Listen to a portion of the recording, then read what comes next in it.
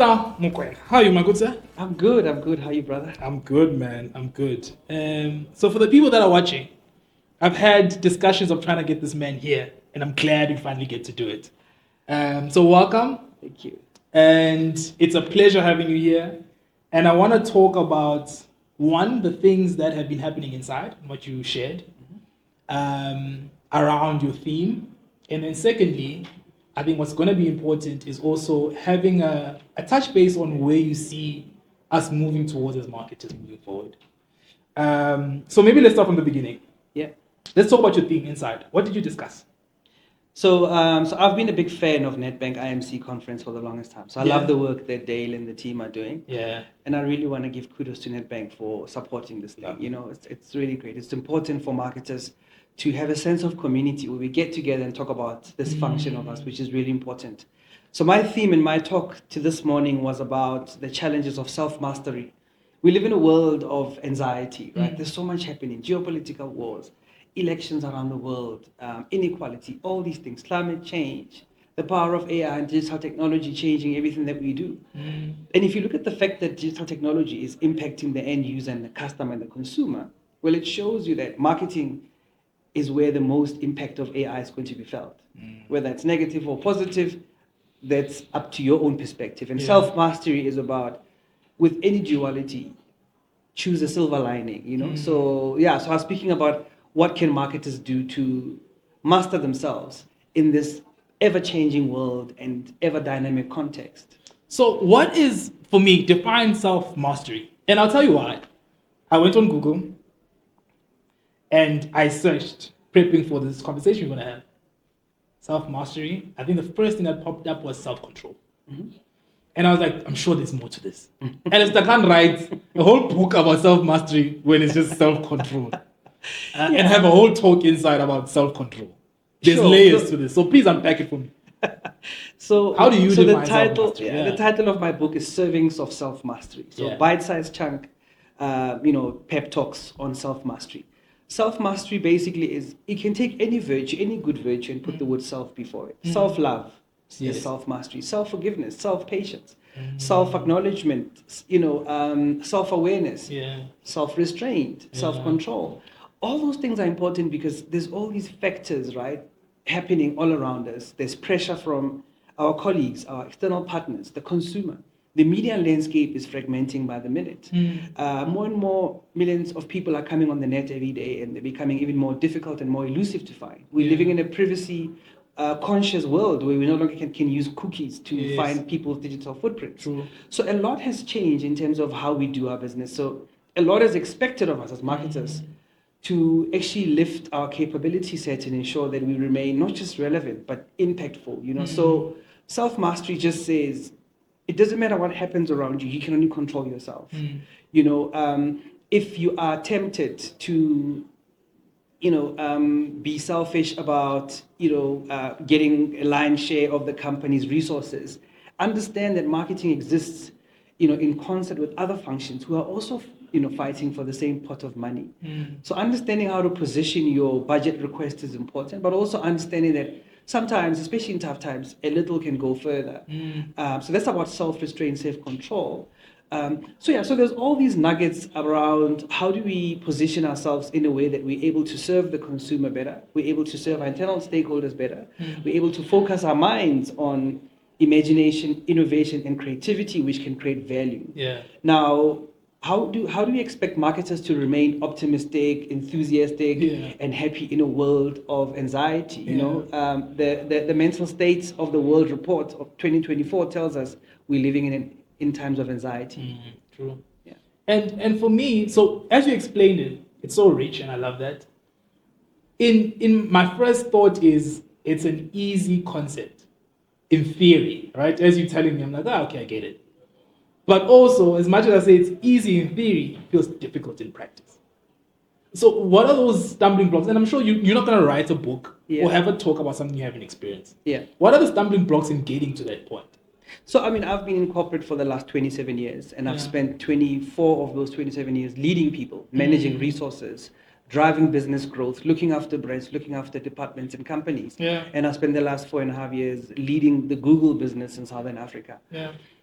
There are a lot of challenges that you come across. There's a lot of complexity, and there are a lot of difficult moments that require you to dig deep and say, but who am I? Where do I get my courage from? Where do I get my enthusiasm from? So some of the easy lessons in the book are about celebrate every milestone, count your chickens before they hatch. Because you need to motivate yourself along the way. You can't just wait for the end point before you celebrate. You might not reach the end point. True. Tomorrow is not guaranteed. True. It's quite lonely, it's quite difficult out there. Have a wingmate, have your own kitchen cabinet, have people around you who encourage you, who support you, who give you feedback. Feedback is a gift. It talks about, spend time in nature. It grounds you. It reminds you of the need for well-being. It teaches you patience. I've just planted about 6 fruit trees in my garden, and it's been a few months, and I'm starting to see, flowers and leaves and stuff. There's no fruit yet. Yeah. I keep checking. I look at the water bill, I'm like, wow, when are these oranges coming? But that's the lesson in patience. I see the bees, flying around, and I'm like, what do I do with bees? Are they friends? Are they foes? And I realize they have a role to play in the ecosystem.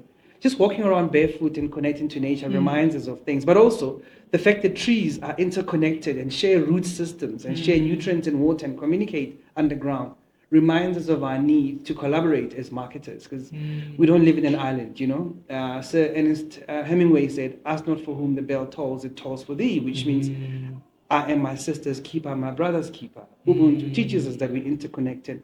But interconnectedness in the business sense means our KPIs must align. As marketers, we can't just go off on a tangent and say we want this. We've got to take a step back and say, if we're going to lead the innovation agenda and the value creation agenda, we need to be masters of the business model. Now, the business model, if you look at it, involves every department, every function. We have to master every function if we're going to be relevant to those functions. So that's what I was trying to say today, that self-mastery equips us to be much more efficient for a role that keeps changing every day. Jeez, and I like you as a guest because you've got two brains in my mind. You've got I've done the marketing piece for a while and I've got experience there, but I've also done the generalist part where I've been at the helm of an organization. And I've seen 2 parts. I've been the marketer that has to go into the boardroom and say, this is what I'm trying to do for these reasons. And possibly maybe the exco or the board says, no, actually, it doesn't make sense. Marketing one corner. And you've also been the person that listens to the market to tell you that this is what I actually want to do. And you decide whether it's the thing that we should be doing. And for me, that's an interesting place to be in. And then the follow-up question to that is, how do we get there? And what do I mean by get there? As in carving your way from being a marketer all the way to possibly a CEO or an MD. Because for me, some people argue that's where the power is. So how do we carve our way to that point where I'm in a marketing role and I can move into a senior role, whether it's CEO, MD, etc.? So when I started my career 27 years ago at Unilever, marketing director then Tom Allchurch said to us, some of you are going to be specialists for life and others are going to be generalists. You will decide along the way. Don't prejudge. Just go with the ebbs and flows of life. Throw yourself at opportunities and challenges. Apply yourself diligently. Be a student of life and a student for life.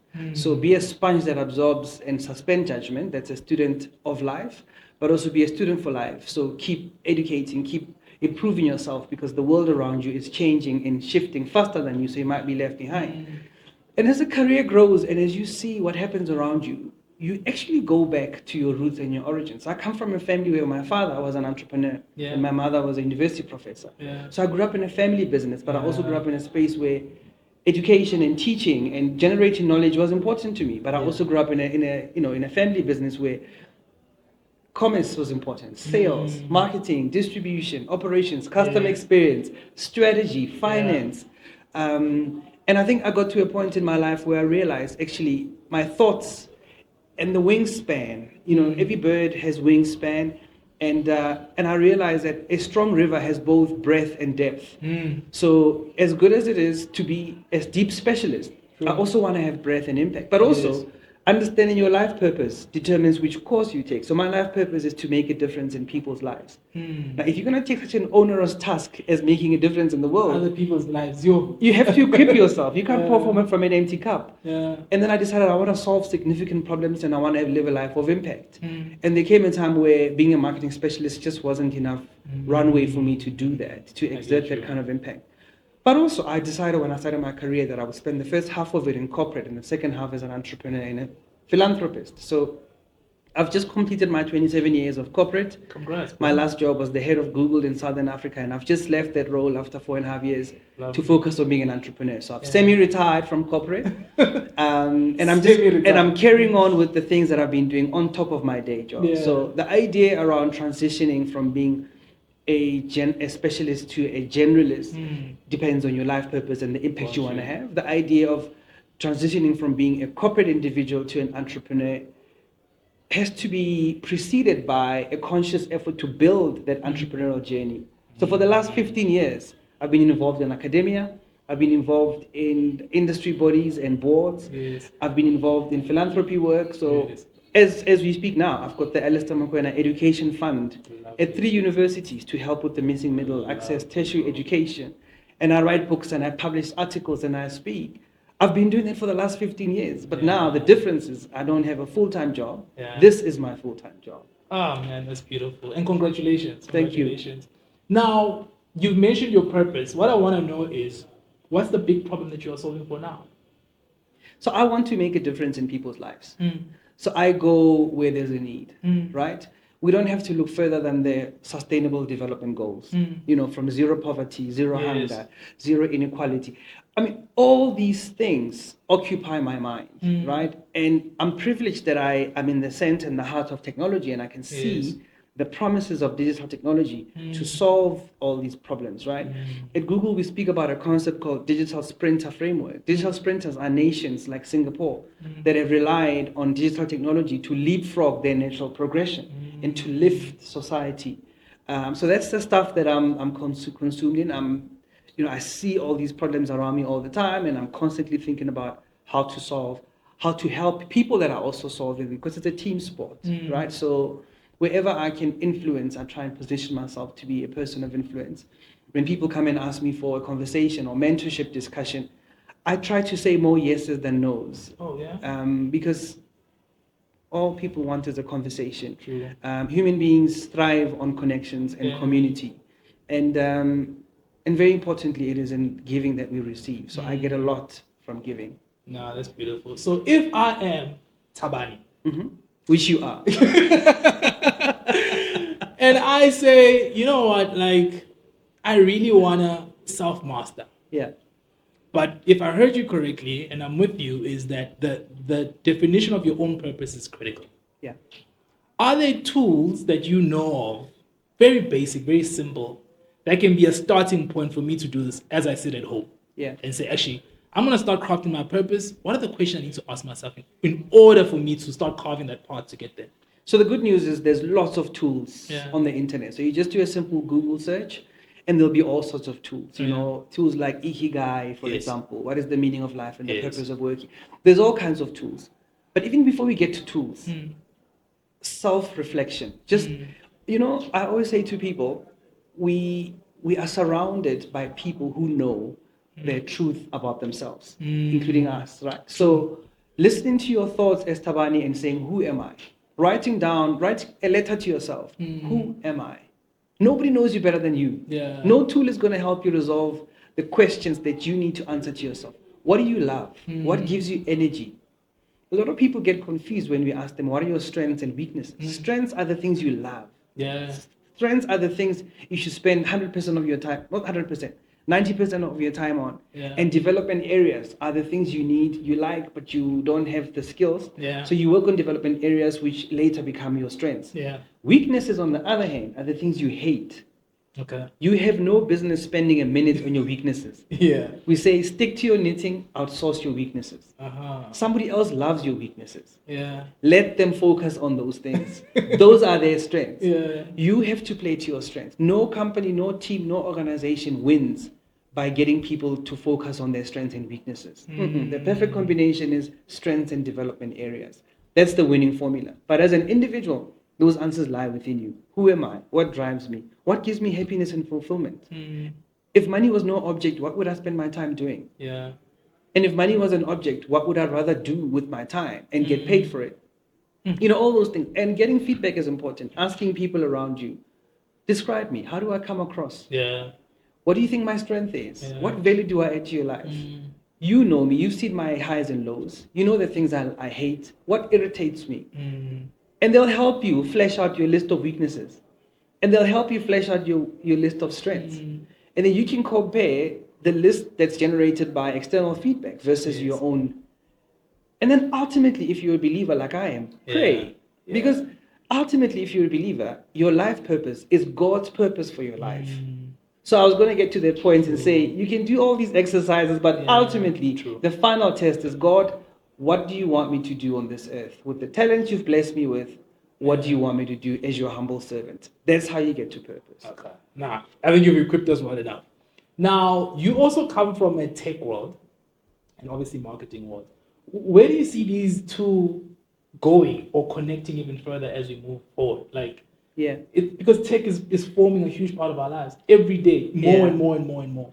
So what is happening now is that, when I was at university in the early 90s, marketing was about, print ads, TV ads, some promotion, some radio ads, and some billboards. Yeah. And nothing else. Maybe a little bit of direct, marketing with an email and all of that. Fast forward today, because of digital technology, there are so many different touch points. There's digital marketing now, there's programmatic media buying, there's all these great things, right? There's generative AI tools, there's marketing automation tools, there's all of that. And the marketing definition has evolved to the concept of modern marketing, which brings together strategy, creative, data, technology, innovation, and customer experience. That's how much more complex marketing is. And if we say digital technology is about impacting the end customer and the end consumer and the user, and marketing being the custodian of the end customer, the user, and the consumer, marketing is the most impacted function and department when it comes to digital technology. So that's what's happening to marketing. It has changed completely. And we have to keep up as marketers. We have to be students of life, students for life. We have to fall in love with data. Yeah. We have to change the marketing culture into a performance culture and a measurement culture. True. We used to joke 15, 20 years ago that, only half of the marketing budget is effective. Just don't ask me which half. We said that because we didn't have tools we didn't have attribution tools. Yeah. If I had a TV campaign running for Pep stores and then tomorrow morning the sales in Pep stores go up, what proof did I have as a marketer that my TV ad resulted in retail sales going up? But now there's online to offline tools, because a lot of us research online before we go offline. Yes. You can attribute sales to marketing activity, but even marketing campaigns online, you can do A/B testing to see option A, option B. So there are so many things, right? And if I wake you up as a marketer in the middle of the night and say, how many leads have you generated through your campaigns? What is your cost per acquisition? What is your customer lifetime value? And give me a single source of truth and a dashboard called Know Your Customer for the whole organization to draw insights out of. If I say to you, what is your ROI? I mean, those are really, really important KPIs, right? We now have data, but we've got data analytics tools to help us make sense of those things. Lovely. Yeah. Thank you for chilling with us here and giving us a sense of what you discussed inside, and we picked your brain as well about what is actually happening in the landscape of marketing. Truly appreciate you, man. Please keep shining a light on everyone and growing all of us. We're learning a lot from you, so thank you. Thank you, Mtungwa. Thanks, man. It's been good. That's it. Lovely. Cool.